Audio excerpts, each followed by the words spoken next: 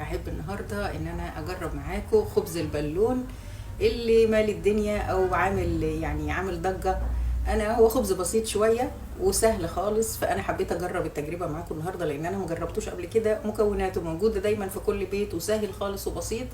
فتعالوا معايا النهارده هجرب لاول مره خبز البالون معاكم واقول لكم على النتيجه بصدق، وان كان طلع حلو ولا اخباره ايه. يلا بينا نجرب مع بعض خبز البالون من صفحة سهلة وبسيطة مع سهى. تعالوا معايا. طبعا جهزت 3 كوبايات دقيق، والدقيق لازم يكون منخول الاول يا جماعة. معلقة خميرة كبيرة، معلقة سكر، ذرة ملح زي ما احنا شايفين، وانا تحسبا حطيت ربع معلقة بودر، ممكن تستغني عنها بس انا فضلت ان انا احطها.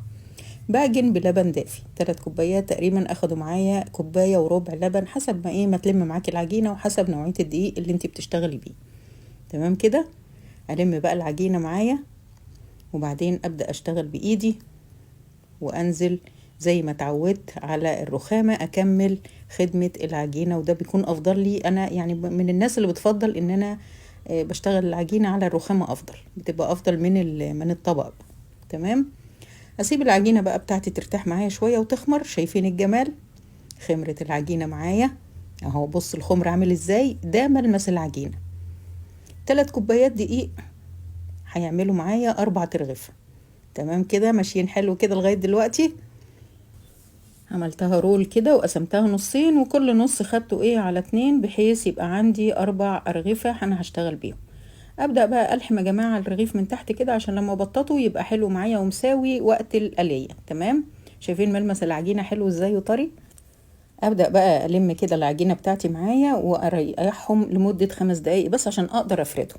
شوية لبن بقى بسيط كده، وابل معايا الرغيف بتاعي واغمسه تاني في السمسم بتاعي بالراحة كده. ودهنت بس عشان بيبقى فيه ملمس اللبن يا جماعة، دهنت بس النشابة بتاعتي كده رشة دقيق. لما يلزق معاكي رشي شوية سمسم، هتمشي معاكي النشابة زي الفل. طبعا السمك ما نرفعوش قوي، يعني انا بخليه 1 سنتي كده، بحيث لما يخمر معايا ويبقى 2 سنتي يبقى معقول قوي في القلية وحجمه حلو. وكمان فيه لبابة زي حالاتي، انا بحب العيش قوي اللي فيه لبابة، ما بحبوش رقيق، بحيث يبقى طري كمان معايا وحلو قوي للاطفال وللكبار لما نحشيه مربى ولا جبنة ولا اي حاجة. تمام. بقسمه كده ل4. وطبعا لازم اريح العجين بتاعي. شايفين السمك بتاعه لازم يرتاح. بصوا لما ارتاح يا جماعة رفع معايا تاني ازاي. ما ينفعش اقليه غير لما اسيبه يرتاح تاني بعد ما انا اشتغلت فيه. ابدا بقى اسخن الزيت بتاعي، وما تخافيش على الزيت بتاعك، انت هتستخدميه تاني وهتصفيه من السمسم ويبقى يستعمل للبطاطس لاي آلية تانية انت بتستخدميه. هو ما بيشربش زيت. هنزل بس ب2 كده، وزي ما احنا شايفين كده بساعده على انه يقب. احنا متفقين ان هو اسمه خبز البالون. تمام. يبقى اهم حاجة ان انا مرققش العيش بتاعي معايا عشان يبقى فيه لبابة ويبقى طري معايا في الحشو. زي ما احنا شايفين كده بياخد اللون الذهبي الجميل. وبعدين انا لما بطلعه بسيبه يبرد تماما، وبعدين بتلاقي النتيجة مبهرة. يعني انا لأول مرة بجربه، بس انا ناوية اجربه مرة و2 و3 لان هو عجبني جدا. لان انا من الناس اللي بفضل اللقمة التخينة الطرية الحلوة كده اللي بيبقى فيها لبابة حلوة. وممكن بقى تحشيه جبنة، تحشيه مربى، تحشيه نوتيلا، اللي يعجبك. ينفع للمدارس وينفع للعشاء وينفع للفطار، وسهل وسريع، ومش بياخد وقت غير انك بس بتسيبيه يعني يخمر. لكن بقى لا فرن ولا تقعدي تبططي ولا فرن بوتاجاز مغلبك، ده سريع، ده عيش سريع. تمام.